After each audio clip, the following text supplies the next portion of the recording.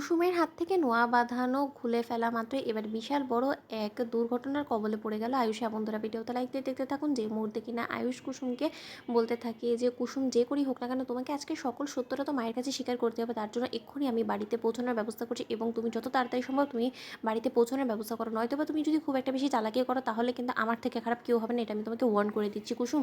ঠিক সেই মুহূর্তে যখন কিনা কুসুমকে মন্দিরে ফেলে রেখে যখন কিনা আয়ুষ বাড়ির উদ্দেশ্যে রওনা হয় এবং সেই মুহূর্তে কুসুম যখন মন্দিরে ঠাকুরের কাছে বসে অঝরে কাঁদতে থাকে এবং বলতে থাকে যে ঈশ্বর, তুমি আমাকে বলে দাও না যে এবার আমি কী করবো। এবার ছোটো সাহেব বাড়ি গিয়ে যখন কিনা সকলের সামনে সকল সত্যটা বলে দিবে, তার পরবর্তীতে তো আমার আর বাঁচার উপায় থাকবে না। তখন আমি বাবাকে কীভাবে মুখ দেখাবো এবং দেবী মা তো আমাকে জ্যান্ত গিলে খেয়ে ফেলবে, কারণ দেবী মা তো কোনো মতেই মিথ্যে সহ্য করতে পারে না। সে যখন কিনা বুঝতে পারবে যে আমি দিনের পর দিন তাকে ঠকিয়েছি, তাকে মিথ্যে বলেছি, তার পরবর্তীতে কেউ কি আমাকে আদৌ আর কোনোদিনও বিশ্বাস করবে? আমার তো রীতিমতো মরে যেতে ইচ্ছে করবে। তখন আমি কী করবো? ঈশ্বর, তুমি আমাকে বলে দাও না।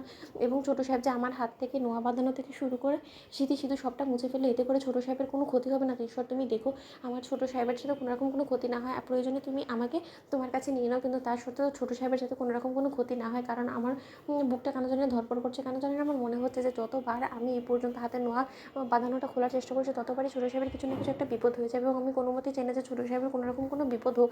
অন্যদিকে আয়ুষ যখন গাড়িতে ওঠা মাত্রই ওর মাকে ফোন করে বলতে থাকে যে মা, তুমি যেখানেই থাকো না কেন যত শীঘ্র সম্ভব তুমি বাড়িতে পৌঁছানোর ব্যবস্থা করো, কারণ তোমার সঙ্গে জরুরি কিছু আমার কথা আছে। আজকেই সব রহস্যের সমাধান হবে এবং সব রহস্যের জট খুলে যাবে। মা, আমি যত শীঘ্র সম্ভব বাড়িতে পৌঁছানোর ব্যবস্থা করছি। ঠিক সেই মুহূর্তে ইন্দ্রাণী গাঙ্গুলি যখন বলতে থাকে যে কী হয়েছে আয়ুষ, তুমি শান্ত হও, তুমি এতটা হাইপার হয়ে রয়েছো কেন বলো তো? তুমি তো শঙ্করের মুখ থেকে আমি যতটুকু শুনতে পেয়েছি মন্দিরে গিয়েছিলে, সেখানে কুসুমের সঙ্গে তোমার দেখা হয়েছে, সেখানে কিছু হয়েছে কুসুমের সঙ্গে তোমার?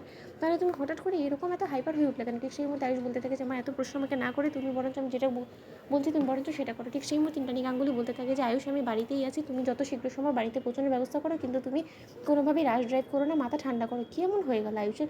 অন্যদিকে আয়ুষ যখন মায়ের সঙ্গে কথা বলে ফোন রাখা মাত্র যখন কিনা অপর দিক থেকে একটা কাভার্ড ভ্যান এসে আয়ুষ যখন নিয়ন্ত্রণ হারিয়ে অবশেষে খাদে পড়ে যায় এবং আয়ুষের যখন ভয়াবহ এক অ্যাক্সিডেন্ট হয়, ঠিক সেই মুহূর্তে সেখানকার পথচারীরা যখন কিনা আয়ুষকে সেখান থেকে তুলে তখন আয়ুষের ফোন থেকে যখন কিনা লাস্ট ডায়াল করা ইন্দ্রাণী গাঙ্গুলির নাম্বার দেখতে পায়, তখনই ইন্দ্রাণী গাঙ্গুলিকে রিটার্ন কল করা মাত্র ইন্দ্রাণী গাঙ্গুলি বলতে থাকে যে ছেলেটা যে কী করে না, আবার ফোন করছে, দেখি তো কী বলে আবার। ঠিক সেই মুহূর্তে ইন্দ্রাণী গাঙ্গুলি ফোন ধরা মাত্র সেই পথচারী যখন বলতে থাকে যে আপনি যেই হন না কেন এই নাম্বার থেকে আমি আপনাকে ফোন করতে বাধ্য হয়েছি, কারণ যে এই নাম্বারে আপনি যার সঙ্গে কথা বলছিলেন তার গুরুতর একটা অ্যাক্সিডেন্ট হয়েছে এবং সেই অ্যাক্সিডেন্টে রীতিমতো তার রক্তাক্ত অবস্থা হয়ে গিয়েছে এবং তার সে আদৌ বাঁচবে কিনা তার কোনো রকম কোনো নিশ্চয়তা নেই। এক্ষুনি আমরা পুলিশকে কল করেছি এবং ঘটনাস্থলে পুলিশ এসে ওনাকে হসপিটালে নিয়ে যাওয়ার যত তাড়াতাড়ি সম্ভব ব্যবস্থা করছে। তাই আপনারা আপনাদের পরিবারের যদি উনি সদস্য হয়ে থাকে তাহলে যত শীঘ্রই সম্ভব হসপিটালে পৌঁছানোর ব্যবস্থা করুন, উনি হয়তো আর কোনো মতেই বাঁচবে না।